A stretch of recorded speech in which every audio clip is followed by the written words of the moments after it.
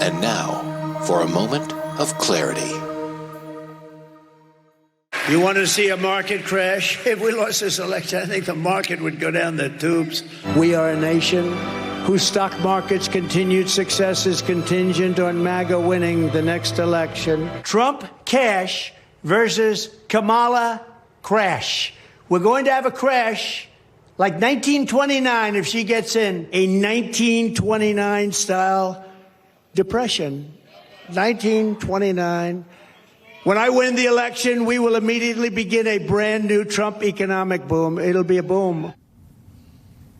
It's a boom, all right. It's a boom all over your 401k and your child's education fund.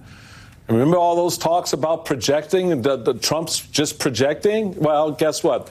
Those projections during the campaign are infuriating to watch right now. The financial markets try and find the bottom. And fears of a global recession are rising among rank-and-file Republicans as well. Wall Street's biggest names and even Trump's chief financier, Elon Musk, have the jitters about all of this great economy that Trump is creating. The concerns from the billionaire class and their bankers comes as mass protests this weekend sprung up across America, with all 50 states seeing demonstrations against the president. The financial turmoil and those government cutbacks. Back with me are George, Ed, and Maria Teresa. So, Maria Teresa, you had the Speaker of the House counseling the members to stay calm, right? The tariff process, just trust it. Trust the tariff process. Stand by Trump's trade policy. You know, he's going to deliver a strong economy. Well, I don't know where he's got $6 trillion to put back into the economy, because they just shed $6 trillion, Donald Trump did. I want you to listen to how the administration is just playing down these fears of recession. Just listen. The smart strategy is not to panic, just stay in, because we are going to have the biggest boom in the stock market we've ever seen under the Trump policies. I don't think that you're going to see a big effect on the consumer in the U.S. There doesn't have to be a recession. Who knows how the market is going to react in a day, in a week. What we are looking at is building the long-term economic fundamentals for prosperity. We knew there would be uncertainty to say, oh, the world is ending, the markets are crashing. The markets are adjusting. No, the markets are crashing. Okay, so let me bring you in on something. The fallout over President Trump's tariffs turmoil has gotten so bad that even people in his own administration are fighting over it. The Washington Post is reporting that over the weekend, Elon Musk made direct appeals to Trump to reverse the tariffs, while also going after the president's top trade advisor, Peter Navarro, on social media. Now, Navarro then took a shot at Musk on CNBC, saying the Tesla CEO is, quote, not a car manufacturer, but a car assembler, which Musk responded to by calling Navarro a, quote, moron and dumber than a sack of bricks. When asked about this view at today's press briefing, White House Press Secretary Caroline Leavitt didn't refute it. Instead, she said this. Look, these are obviously two individuals who have very different views on trade and on tariffs. Boys will be boys, and we will let their public sparring continue. Boys will be boys. But here's the thing. These schoolyard fights don't really matter, folks, because at the end of the day, no matter what cracks may or may not have been formed between Trump and Musk and Navarro and whomever, that agenda between Trump and Musk remains the same. That is, the dismantling of the federal government through DOGE, which is essentially the physical manifestation of Project 2025. Congressional Democrats are keeping the heat on the Trump administration over their assault on the Department of Justice. Senator Adam Schiff and Congressman Jamie Raskin held a shadow hearing with several attorneys who either resigned or were fired in the first few months of the Trump administration. The rule of law is being attacked and subverted from within, from an administration intoxicated by its own power and enabled by a supine Congress. Our witnesses are people who have refused to bow down and be complicit in the way so many of our colleagues have been complicit. It wasn't an official congressional hearing since Democrats are in the minority in both houses, but in a sign of how important the witness testimony is, Trump's Justice Department tried to preemptively muzzle one of the witnesses, fired former pardon attorney Liz Oyer. Trump's DOJ dispatched armed marshals, folks. They actually sent the police to deliver a letter Friday night warning about executive privilege, telling her, remember, executive privilege. Oyer says she was fired after refusing a request to restore the gun rights of actor Mel Gibson. The letter was a warning to me about the risks of testifying here today.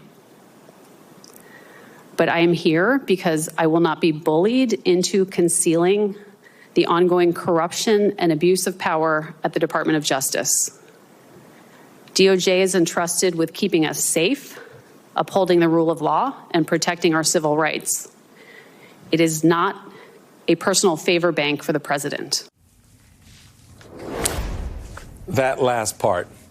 Joining me now is former U.S. Attorney Joyce Vance, professor at the University of Alabama School of Law and an MSNBC legal analyst. Joyce, I'm really glad you're here to help us understand what this landscape looks like on the heels of the Supreme Court's decision, particularly around the Aliens Act, where the court noted, quote, for all the rhetoric of the dissents, today's order and per curiam confirms that the detainees subject to removal orders under the Alien Enemies Act are entitled to notice and an opportunity to challenge their removal.